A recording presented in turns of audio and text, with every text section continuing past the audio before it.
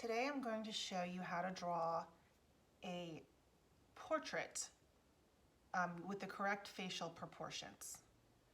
You're going to start out with an oval. You want to draw the oval fairly large and in the center of your paper. A lot of times when students try to draw the perfect oval the first time, they don't have a perfect oval and they get frustrated, and what they'll do is they will erase the whole thing and start over. But what they need to do is look at the oval and fix the errors on the oval that they already have, because they're not going to draw it perfectly the second time either. Each time they're going to draw it, it's going to be a little bit off, so they just need to touch up the one they already have so that they're not starting over a bunch of times on the same paper. Okay, so once you draw the oval, you want to find the center halfway from the top to the bottom. And when I'm teaching, this is a 6th grade project, so when I'm teaching the 6th graders, I tell them make a little light dot and guess, and then they're going to use their pencil as a unit of measurement. So you're going to align your pencil with a dot at the top and put your fingernail at the bottom. If this distance is equal to that, then it's halfway. If it's not, you can adjust it. Mine's slightly low, so I'm going to move it up just a bit. And I'm going to measure again. And that's halfway, so I'm going to very lightly sketch a line all the way across. I'm going to erase that little dot. Okay, this is the eye line on the face. So the average face is about 5 eye widths apart. So I also, again, have my students guess. They need to draw four little dashed lines, and then use your pencil as a unit of measurement. That's a little big, so then I'm going to adjust my lines a bit. Because this one was too big, I'm going to move them over just a tad. Then I'm going to measure again. This doesn't have to be perfect here, but you want to get it pretty close. Okay, so once you get it close, you have 1, 2, 3, 4, 5 spaces with 1, 2, 3, 4 dash marks. You're going to draw a football shape. Here and here. Okay.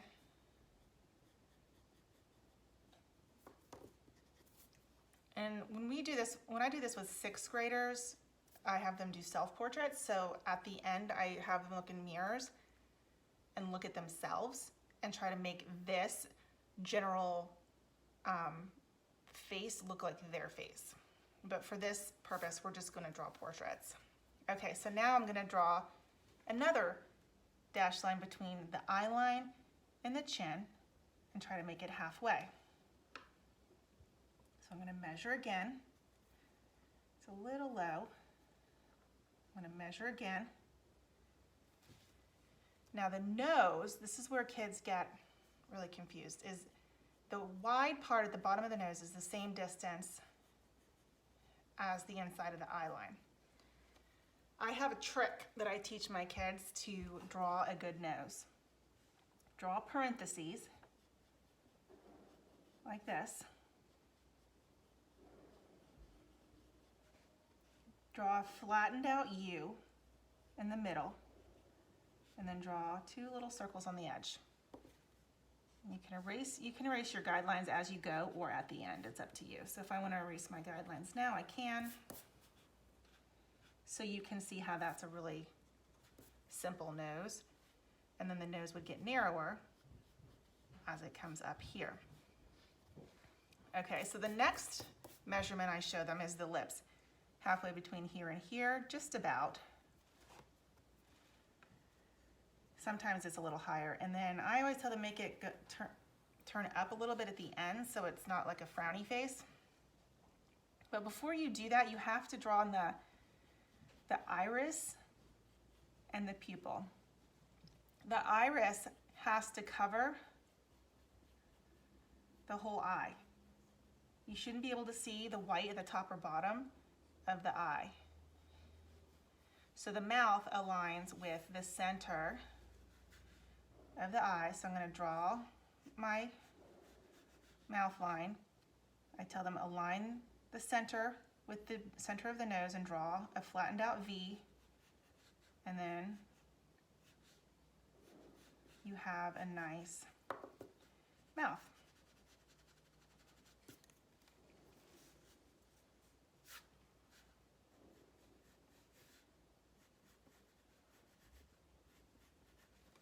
And you can erase these guidelines when you have completed that. Okay, so the next thing are the eyebrows. You can kind of just sketch them out very lightly. The ears come from about the top of the eyebrows to the nose. So you can draw ears here. And then the hair will come down on the head, not above the head. So you want to draw your hairline. And then you can draw your neck. And then the shoulders. A lot of times kids want to draw their shoulders really narrow, like a cartoon character. You need to make sure you draw the shoulders wide enough. And then you can have your hair coming down if you're a girl. If you're a boy, you can have just draw the outer shape of your hair. It's a little bit harder sometimes for the boys to draw their hair. And then that part is complete. When you're ready to start coloring, I have the students start out by using a brown crayon to do the shadows. We're using crayon for this project. So for the shadows, there's shadows around everything that sinks in on your face and sticks out. So as it sinks in around the back edge here, there's going to be some shadows. It's going to be darker around the edges a little bit and lighter as you get towards the face. And this is a very simplified version for the 6th grade level. You can add some contours of your face a little bit.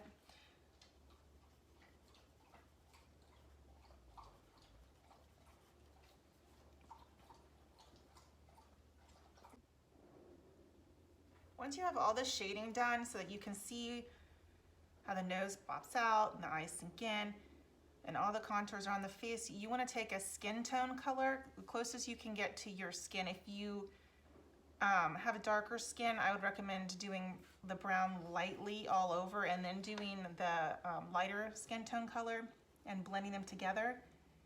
But for now, I'm just going to color this skin tone color hard over the whole thing so that it blends the shadows that I added with the skin tone. If you don't color hard, it's not going to blend it nicely, so you want to make sure you get it nice and solid.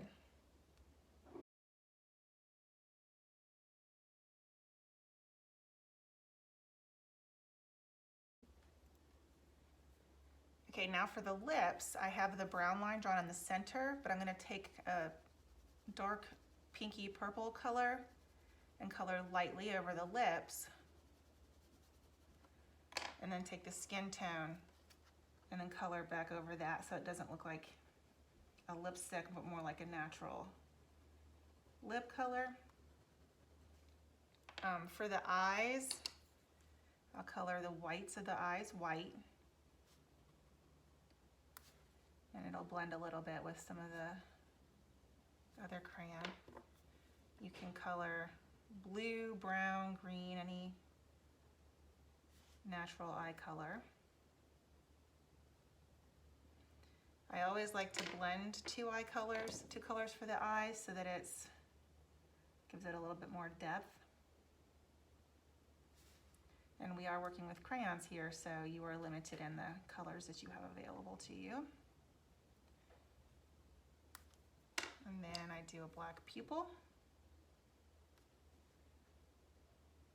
in the middle.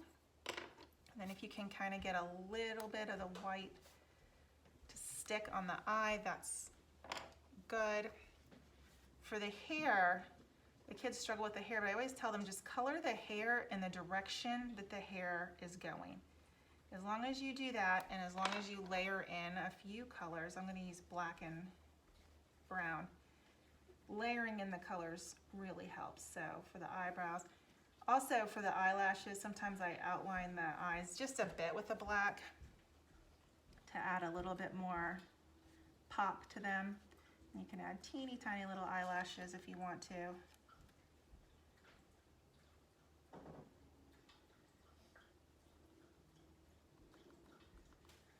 Okay, so then for this part of the hair is going down, you want to do long lines to create the look of the hair. I finished the hair, I added a little bit more on the outer edges, and I colored in the shirt, and now it's time for the background. For the background, you can do anything you want, just make it look nice and interesting. I'm gonna add a background real quick, and then we will be done. All right, I colored the background, and now my portrait is complete.